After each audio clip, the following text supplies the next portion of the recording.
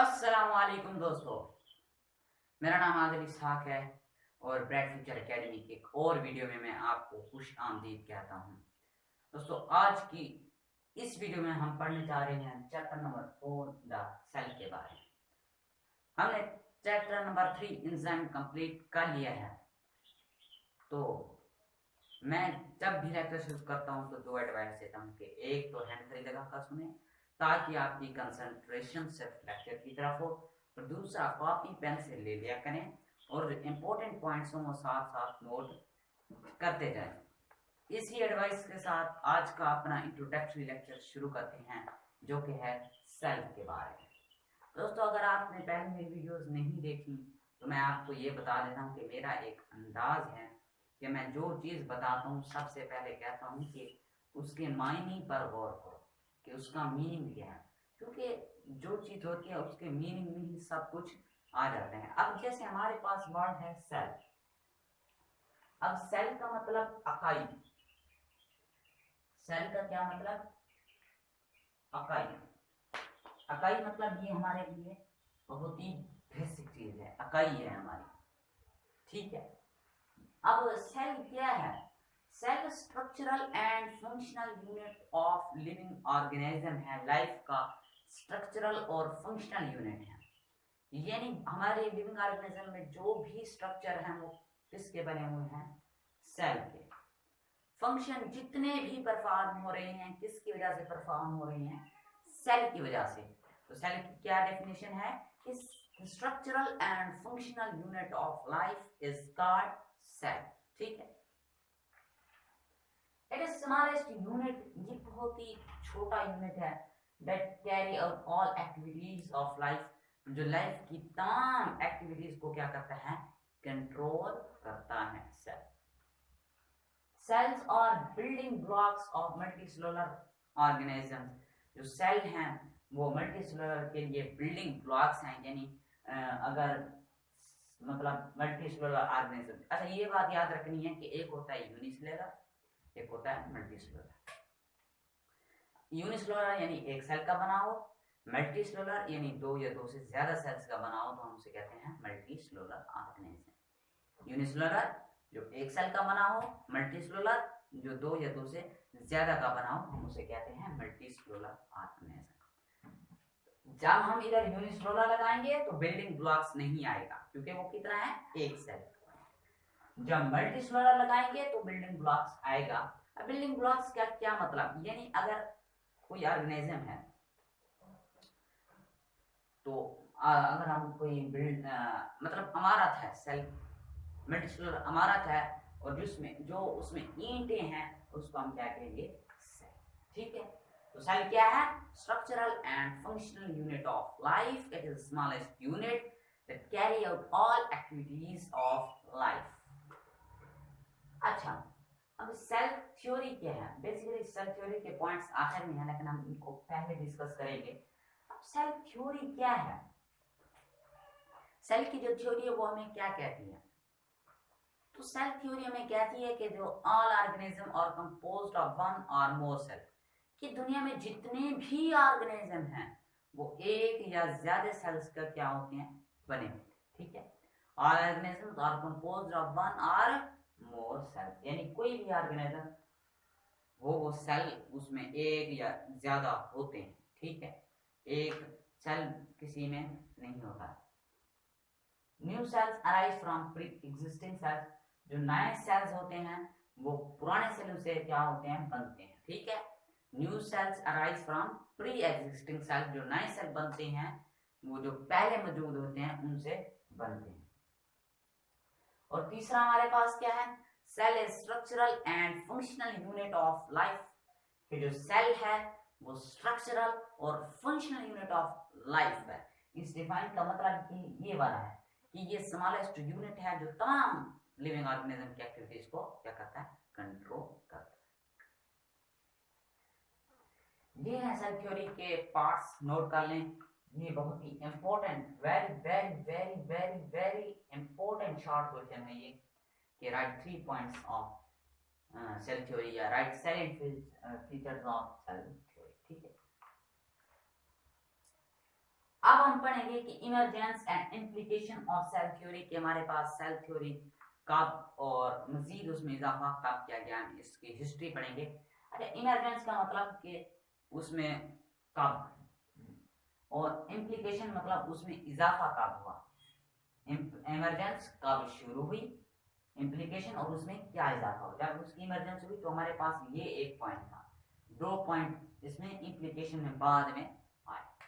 अच्छा, अब हम शुरू करने जा रहे हैं history of cell, discovery of cell. तो सबसे पहले साइंसदान जो था, अच्छा, स्टडी ऑफ सेल साइटोलॉजी कहते हैं। Study of cell is called cytology. मैंने कहा कि मीनिंग पर गौर करें, उसमें होगा। अब साइटो का क्या मतलब, सेल। लॉजी का मतलब लाइफ, मतलब study of life. Sorry, study of cell is called logy का मतलब study. Study of cell is called cytology. began with the discovery of cell by Robert Hooke। सबसे पहले हमारे पास जो साइंटिस्ट आता है 1665 में, एक साइंटिस्ट था रॉबर्ट हुक। हिस्ट्री पढ़ रहे हैं तो याद रखना जाना है कि सबसे पहले कौन सा साइंटिस्ट आया, रॉबर्ट हुक। किस सन में, 1665। एमसीक्यूज में आ सकता है। तो उसने क्या किया, who reported his famous publication Micrographia। उसने अपना काम अपनी ही, उसका एक रिसाला जारी होता था माइक्रोग्राफिया, उसमें क्या क्या पब्लिश किया। अब वो वर्क क्या था, He prepared and studied thin section of cork tissue under a self-made compound microscope। कि उसने जो दरख्त होते हैं उसकी बारीक छाल ली और उसको अपने ही बने हुए कंपाउंड माइक्रोस्कोप पर क्या की, स्टडी की। मतलब बारीक छाल ली, उसके क्या कर दिए, पीसेस, स्लाइसेस कर दिए और उसको अपने कंपाउंड माइक्रोस्कोप के नीचे देखा। अच्छा, अब यहाँ पर मैंने एक लफ्ज बोला कंपाउंड माइक्रोस्कोप। मैं जो भी लफ्ज कहता हूँ उसकी एक्सप्लेन जरूर करता हूँ। तो कंपाउंड माइक्रोस्कोप क्या होते हैं, ऐसे माइक्रोस्कोप जिस पर 2 लेंस लगे हों उसको हम कहते हैं कंपाउंड माइक्रोस्कोप। तो आप बात पर चलते हैं कि रॉबर्ट हुक ने क्या किया। रॉबर्ट हुक ने 1665 में, सबसे पहले scientist emergence of cell theory में कौन है, रॉबर्ट हुक। क्या क्या इन्होंने 1665 में अपना काम, अपनी जो पब्लिकेशन माइक्रोग्राफिया उसमें पब्लिश किया। तो वो काम क्या था कि उसने बारीक छाल, दरख्त की बारीक छाल ली, उसके स्लाइसेस कर दिए, टुकड़े कर दिए, पीस कर दिए और उसको अपने बने हुए जाती कंपाउंड माइक्रोस्कोप के नीचे देखा। अब क्या देखा, ऑब्जर्वेशन क्या थी उसकी, कॉर्क इज कंपोज्ड ऑफ, जो कॉर्क उसने लिया दरख्तों की छाल के slices, minute like honeycomb compartments. उसको नजर आया कि जो ये कॉर्क्स हैं ये क्या रखते हैं, छोटे छोटे जो हैं वो शायद के तन्ने जैसे, शायद का तना कैसे होता है, ऐसे। ये देखें,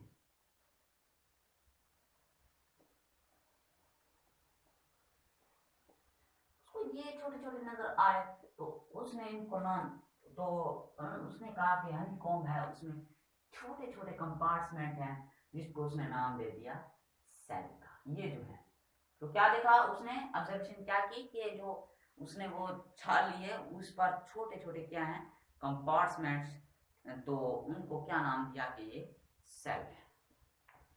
अब सेल यानी समारोह, मतलब यहाँ पर छोटे छोटे ऐसे, वो जो आपने शायद का छत्ता देखा होगा, शायद के छत्ते जैसे छोटे छोटे वो होते हैं, रूम बने होते हैं, जैसे सुराख बने होते हैं, तो उसको भी दरख्त की छाल पर ऐसे सुराख नजर आए तो उसको क्या नाम दे दिया, सेल, यानी समारोह, छोटे छोटे। अकॉर्डिंग टू हुक, अब हुक ने क्या कहा, हुक ने कहा कि जो सेल है वो सेल इज एम्प्टी स्पेस, खाली है, बाउंडेड बाय थिक वॉल्स, उनके इर्द गिर्द क्या है, थिक मोटी दीवार है। सेल क्या है, cell is empty space bounded by thick walls, ठीक है। Very little information was added to this idea in following century। इस आइडिया में बहुत ही थोड़ी सी क्या हुई, इंफॉर्मेशन मिल गई हमें सेल के बारे में। अब मैं एक बार फिर एक्सप्लेन कर देता हूँ, आपने याद रखना है कि उसने एक्सपेरिमेंट किया। उसने दरख्तों की छाल ली, उनको स्लाइसेस पीसेस में कन्वर्ट कर दिया और उसको अपने कंपाउंड माइक्रोस्कोप के नीचे ऑब्जर्व किया। उसको क्या मिला कि उसने कहा कि ये जो यार बारीक छाल है, इसमें छोटे छोटे मुझे कमरे नजर आ रहे हैं, छोटे छोटे सुराख नजर आ रहे हैं, जैसे शहद की मक्खी के होते हैं, कंपार्टमेंट नजर आ रहे हैं। तो उसको इसने नाम दे दिया सेल का। उसने कहा कि जो सेल हैं वो एम्प्टी स्पेसेस होते हैं, थिक वॉल्स के लिए, थिक वॉल से बाउंडेड होते हैं। अच्छा, फिर दोबारा काम शुरू हुआ 3 सदियों बाद काम शुरू हुआ। इतनी देर बाद साइंटिस्ट आए लॉरेंस कुकर 1805 में, जर्मन साइंटिस्ट ने कहा कि who believe, जिसको यकीन था, all living organism originate or consist of vessels or cells। अच्छा, ये तो बात बता दी रॉबर्ट हुक ने कि सेल हो गए डिस्कवर। अब लॉरेंस कुकर ने 3 सदियों बाद कहा 1805 में कि एक जर्मन साइंटिस्ट था जिसको यकीन था, इसने एक्सपेरिमेंट नहीं किया। ये बात याद रखनी है कि इसने एक्सपेरिमेंट नहीं किया, बल्कि उसे अपनी बात पर बिलीव था, यकीन के साथ कहा, लेकिन एक्सपेरिमेंट परफॉर्म करके नहीं बताया। तो उसने क्या कहा भाई? उसने कहा कि जो तमाम ऑर्गेनिज्म हैं वो सेल के बने, ओरिजिनेट और कंसिस्ट ऑफ, लिविंग ऑर्गेनिज्म हैं या तो सेल से पैदा होते हैं या किस पर मुश्तमिल होते हैं, सेल्स पर मुश्तमिल होते हैं। अच्छा, क्या कहा उसने कि जो तमाम लिविंग ऑर्गेनिज्म हैं वो या तो सेल के बने हुए हैं या उससे ओरिजिनेट होते हैं। उसके बाद 4 साल बाद उसने एक साइंटिस्ट आया, जीन बैप्टिस्ट डी लीमार्क 1809। उसने इसी तरह का आइडिया पेश किया जो लॉरेंस कुकर ने पेश किया था। क्या कहा था कि उसने जो तमाम लिविंग ऑर्गेनिज्म है या तो वो सेल के बने हुए हैं या उससे ओरिजिनेट होते हैं। यही idea Jean Baptiste de Lamarck ने किया कि उसने क्या कहा कि nobody have life if, life कोई भी जैसे लाइफ नहीं रह सकता अगर constituent parts are not cellular tissue. ये बात कि कोई भी जो लिविंग ऑर्गेनिज्म है वो लाइफ नहीं रख सकती अगर वो सेल की ना बनी हुई हो या सेल से फॉर्म्ड ना हो या उससे ओरिजिनेट ना हो, तो नोबडी कैन हैव लाइफ। ठीक है। उसके बाद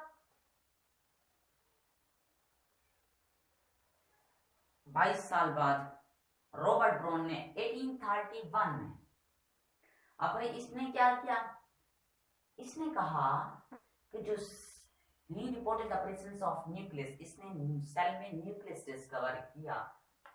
तो क्या क्या सेल में nucleus, due to him discovery, इसकी डिस्कवरी वजह से ये बात गलत हो गई। ये बात गलत हुई जो रॉबर्ट हुक ने कही थी कि सेल क्या है, empty space bounded by thick wall. क्योंकि एम्प्टी स्पेस नहीं थे, रॉबर्ट ब्राउन ने क्या क्या एक्सपेरिमेंट करके न्यूक्लियस डिस्कवर करते हैं कि सेल में क्या है, न्यूक्लियस। तो due to him discovery Hooke idea cell as empty space was change के सेल, क्योंकि इसने कहा था कि सेल खाली है, तो उसका आइडिया चेंज हो गया और उसने क्या डिस्कवर कर दिया, न्यूक्लियस। किसने? Robert brown. अब यहाँ पर एक बात गौर करनी है आपने कि रॉबर्ट हुक को एम्प्टी स्पेस क्यों नजर आया। उसकी एक बहुत बड़ी रीजन है, क्योंकि जब उसके पास कंपाउंड माइक्रोस्कोप थे वो सिंपल थे, कोई इतनी मैग्निफिकेशन पावर नहीं थी, तो इसलिए उसे क्या नजर आए, एम्प्टी स्पेस नजर आए। लेकिन जब 3 सदियों बाद माइक्रोस्कोप बनते रहे और मॉडिफिकेशन होती रही, तो फिर जाकर रॉबर्ट ब्राउन ने ऑब्जर्व किया कि जो सेल है वो एम्प्टी स्पेस नहीं रखता। उसने क्या किया, सेल में न्यूक्लियस की डिस्कवरी कर दी। ठीक है। तो बात याद रखनी है कि रॉबर्ट हुक ने से क्यों नजर आया कि सेल एम्प्टी स्पेस। अच्छा, इट वाज लेटर एस्टैब्लिश्ड, ये बाद में आई कि cell is not empty space, जो सेल है वो एम्प्टी स्पेस नहीं रखता, जब रॉबर्ट ब्राउन ने न्यूक्लियस डिस्कवर कर दिया। अच्छा, अब यहाँ पर एक पॉइंट हमारा क्लियर होता है कि जो सेल है वो एक या ज्यादा सेल्स के बने हुए होते हैं। अब शुरू हुई इमरजेंस किसकी, सेल थ्योरी की। 8 साल बाद जर्मन जोलॉजिस्ट, अब जोलॉजिस्ट आ गया। मैं कहता हूं मैं लफ्ज नहीं छोड़ता, मैं बताता हूं ये क्या है। Zoologist study of animal, botanist study of plant. जो जोलॉजिस्ट वो होती हैं जो एनिमल के बारे में पढ़ती हैं, बोटेनिस्ट वो होते हैं जो किसके बारे में, प्लांट्स के बारे में। थेटर, शिवान और शेल्डन अलग अलग साइंटिस्ट थे, इन्होंने अपना अलग अलग काम किया, केम विद अ थ्योरी। तो इन्होंने एक थ्योरी यही कॉल्ड एज सेल थ्योरी, जिन्होंने इसका क्या नाम दिया, सेल थ्योरी। क्या कहा इन्होंने कि they found that a cell consist of 3 basic part, कि जो सेल है वो 3 पार्ट रखता है, एक न्यूक्लियस। रॉबर्ट ब्राउन ने डिस्कवर किया, इन्होंने देखा साइटोप्लाज्म, जो न्यूक्लियस के दरमियान फ्लूइड है उसको कहते हैं cytoplasm. Cell membrane, outer covering is called cell membrane. तो उनको ये 3 पॉइंट्स नजर आए। The cell wall they said was an additional structure only found in plants. तो एक पॉइंट यहाँ पर आता है कि जो अब सेल वॉल है वो एनिमल में नहीं होती, किसमें होती है, प्लांट्स में। एक एडिशनल स्ट्रक्चर है जो एनिमल में नहीं होती बल्कि प्लांट्स में होती है। ये बात याद रखनी कि सेल वॉल किस में होती है, एनिमल में नहीं होती, प्लांट्स में, प्लांट में। Cell could be observed in, cell दोनों में देखा गया, एनिमल्स में भी प्लांट्स में भी, लेकिन सेल वॉल एक एडिशनल स्ट्रक्चर था जो सिर्फ किसमें पाया गया, प्लांट्स में, एनिमल्स में नहीं पाया। According to cell theory,